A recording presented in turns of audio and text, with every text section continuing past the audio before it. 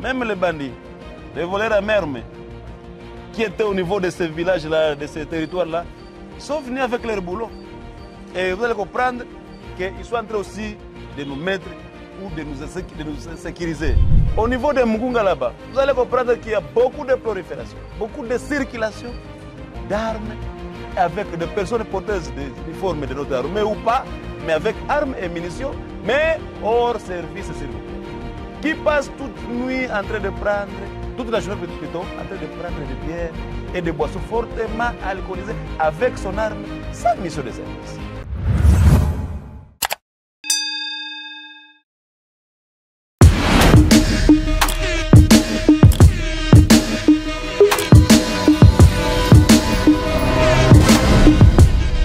Bonjour très chers téléspectateurs, merci d'être avec nous. Nous sommes à Goma, dans l'est de la République démocratique du Congo.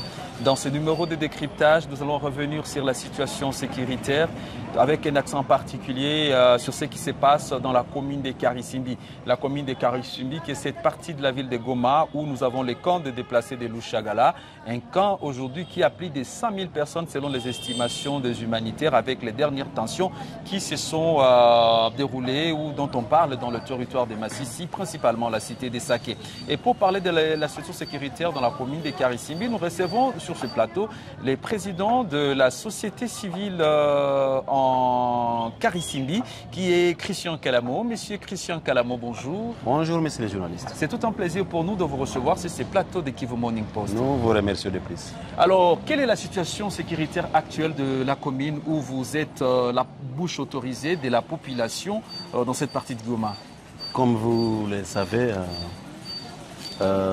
chaque jour, dans notre commune de Karisimbi, il y a des rapports ou des reporting, c'est des fusillades, c'est des cambriolages, c'est des tracasseries de toutes formes dans la commune de Karisimbi. Surtout lorsque nous arrivons au niveau du quartier Mugunga là-bas, au niveau du quartier Ndosho, au niveau du quartier Katoi, au niveau du quartier Boujovu là où même aujourd'hui on a tiré sur une personne. Ouais, parce que j'apprends qu'il y a eu même un mort là-bas. Oui, oui, il y a eu un mort vers 5h14 qu'on est alerté sur ça.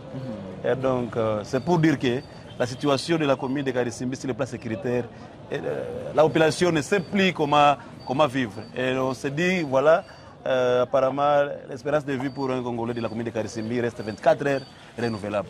Alors, évoquons un aspect qui est très important parce que le voix ne cesse de s'élever par rapport à ce que Mugunga est en train de traverser. Aujourd'hui, Mugunga est considéré comme l'épicentre même de l'insécurité, des crépitements de balles chaque nuit, de gens qui criaient toutes les nuits. Qu'est-ce qui se passe exactement à Mugunga parce que vous avez eu le temps de visiter la zone? Comme vous le savez, messieurs les journalistes, à Mugunga, c'est le quartier qui est en limite avec notre groupement Kamuronza, oui, avec notre territoire de Nyiragongo, groupement Roussayo. Et d'où, dans le groupement Roussayo, dans le quartier Mugunga, il y a présence de beaucoup de cas de déplacés de guerre qui ont fui leur guerre en provenance de Rutshuru, Massissi, je ne sais pas, Chacha, Kichanga. Oui. Et vous allez comprendre que même les bandits, les voleurs à merme, qui étaient au niveau de ces villages-là, de ces territoires-là, ils sont venus avec leur boulot.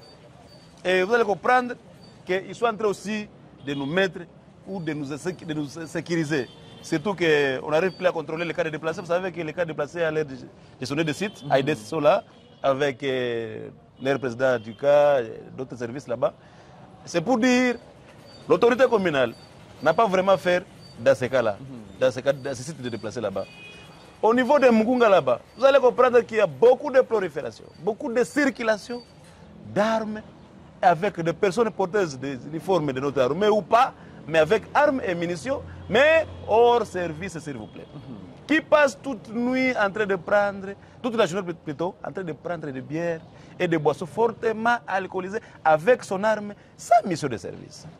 Et vous allez comprendre avec moi que c'est à rentrer maintenant que lorsqu'il se croise avec une personne avec son téléphone, vous savez qu'une personne possède de l'arme, oui, sans salaire, sans ni motivation. Déjà, l'arme devient une opportunité pour l'arme devient une opportunité pour gagner la vie.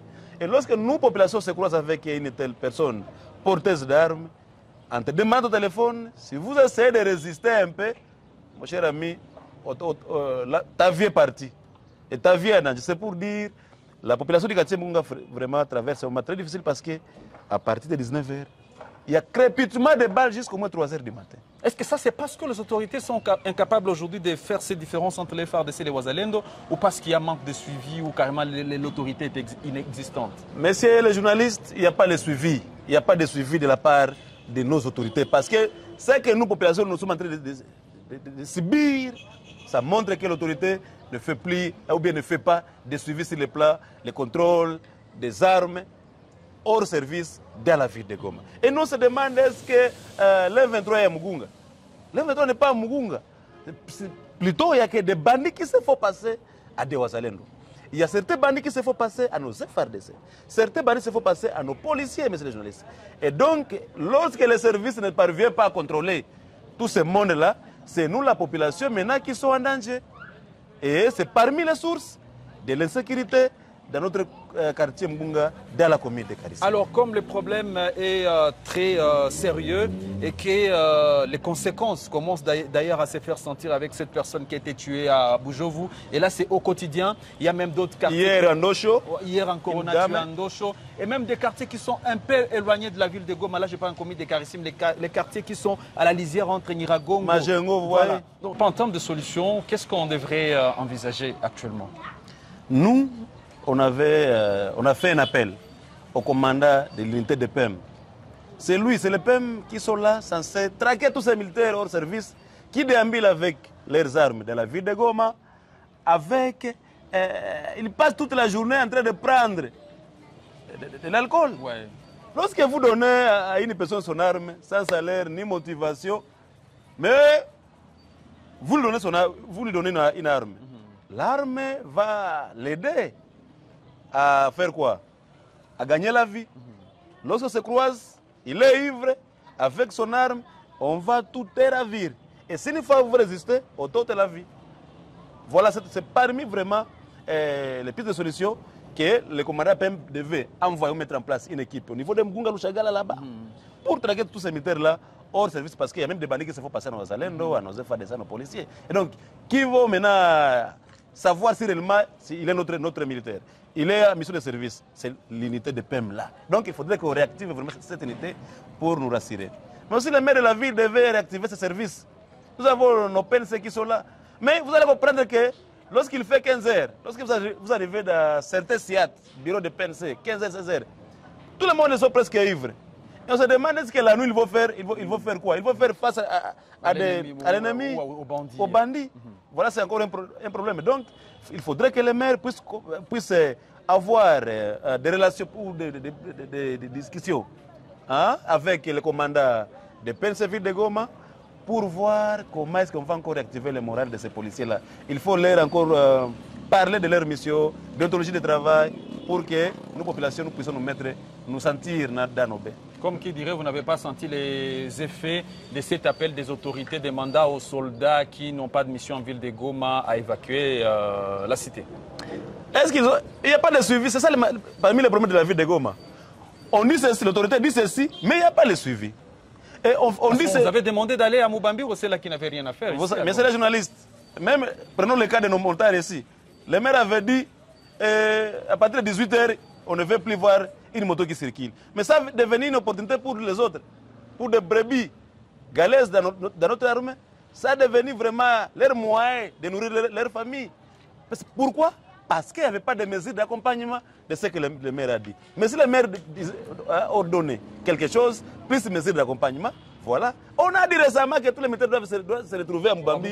Mais voilà, jusqu'ici, ils sont en train de déambuler hors service, avec des armes, avec beaucoup de chargeurs et de munitions. On dirait que c'est à Goma où il y a la guerre. C'est les journalistes, c'est parce qu'il n'y a pas les mesures d'accompagnement de tout ce que l'autorité a dit.